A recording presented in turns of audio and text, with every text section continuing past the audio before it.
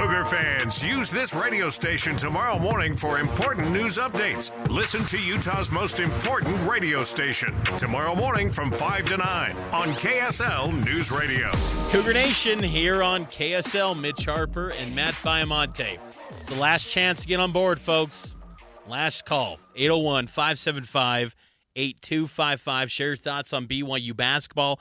We also want to know our question: how does the Marriott Center atmosphere change against a top 25 team? BYU last year was 3-1 against top 25 teams. The lone loss was to Houston, but they notched 3 victories against San Diego State, Iowa State, and Baylor. And they got another opportunity, the first of the season this year in Provo. Arizona comes calling, number 20 Wildcats, 9 p.m. tip right here on KSL. You can watch the broadcast on ESPN. What are your thoughts, Matt, on BYU taking on Arizona? I love the matchup. This last time, and probably the most vivid memory I have of this game. Mind you, I'm in my 30s, so I don't have this rich Rolodex of Wildcat Cougar basketball. But you remember the one up at the Delta Center where Derek Williams was coming into town against Jimmer Fredette, and this Arizona team was high-flying, and early on, Williams had this massive dunk and saluted the fans, but ultimately it was BYU getting the job done. I love that this game is being played at the Marriott Center, because if they weren't conference opponents, I don't see how you ever get Arizona here. And now you get to enjoy a true home court advantage against a blue blood program. And if you win this game, too, I think it gives a lot of credibility to this program, to Kevin Young. Is it the Super Bowl? Is it akin to winning a conference tournament game? No, it's not to that level. But when you beat a team like Arizona that is ranked at home, where everyone expects them to come in and win, and they've had some nice wins lately, Mitch, some really nice wins. There's a reason they're top of the conference, and it's not out of luck. They're really talented. They've got a dynamic star offensive player in Caleb Love. I think they're deep. They're athletic.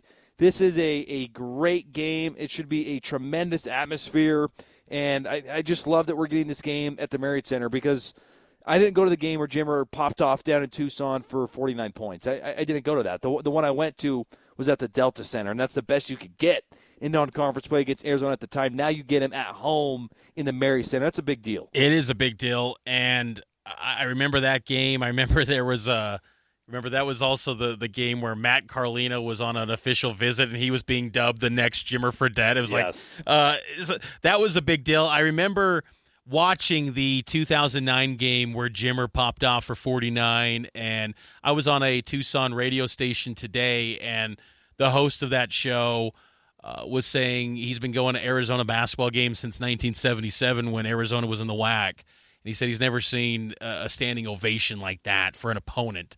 Jimmer still has the McHale-centered record, and you think about the talent that's rolled through Arizona, and to have that record, that's pretty special stuff. But I even remember that 1998 game. I was there when Arizona last visited the Marriott Center, and that was an epic game. Mark Bigelow was a true freshman, and Arizona was at the heights of, you couldn't have had two more opposite programs. 2 years removed, BYU was the worst team in college basketball at 1-25.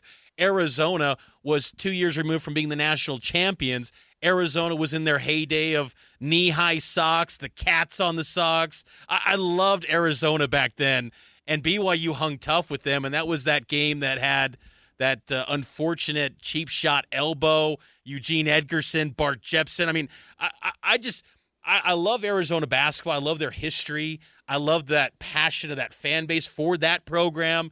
I think they are just such an awesome fit in the Big 12. Next to Colorado football, among the four corner programs, Arizona basketball was the biggest get that the Big 12 acquired.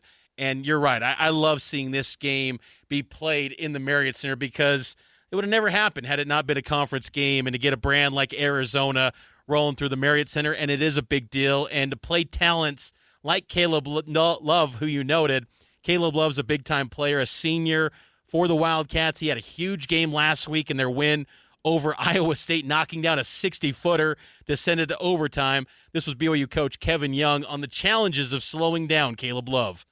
Yeah, I mean, he's an electric player, very experienced. He's a guy that can, erupt for 30 on any given night, explosive score, and they give him a lot of freedom. And he'll put a challenge on us collectively. It's not just one guy. We got to do a job on him and try to, not limit his, his shot attempts, but I just think, trying to make everything difficult for him. I think that's the best way to try to disrupt very good scorers, is just try to make them really have to work super hard for everything that they get. Do you give the initial assignment to Mawut Mag to slow down Love? Absolutely. Yeah. I think that would be a great tactical move by Kevin Young.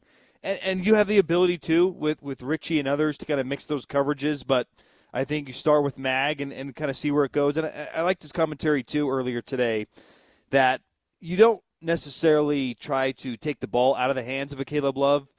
They're so gifted offensively. At the end of the day, you just have to make them work hard. And I think BYU does have 3 capable defenders that they could throw at Caleb Love. Mag is a great one. Richie Saunders, I think we all know how fantastic he is. And I think, too, maybe throw a little Trey Stewart into the mix and potentially pick this guy up full court. Trey Stewart got a shout-out today from Kevin Young for his defensive ability and his willingness to take on a role that is not heralded on this basketball team. He played 8 minutes against UCF. So you've got options to slow this guy down, and if you can make him work, it's okay if he drops 20, but if it takes him 20 attempts to get the 20, then I think you've done your job defensively. And I love that Kevin Young is not afraid to dig into his bench. There's games, there'll be stretches of games, weeks maybe where someone doesn't play. Kevin Young's got confidence in these guys to give quality minutes. I mean, Trey Stewart had not played 8 minutes in a game since non-conference play, and he gave him some valuable time, and he performed. He did a nice job on the defensive end. So I love that willingness from Kevin Young that he always keeps every player on the roster ready. Maybe Mihailo Boskovic could have some value in this game. Arizona is a very good rebounding team.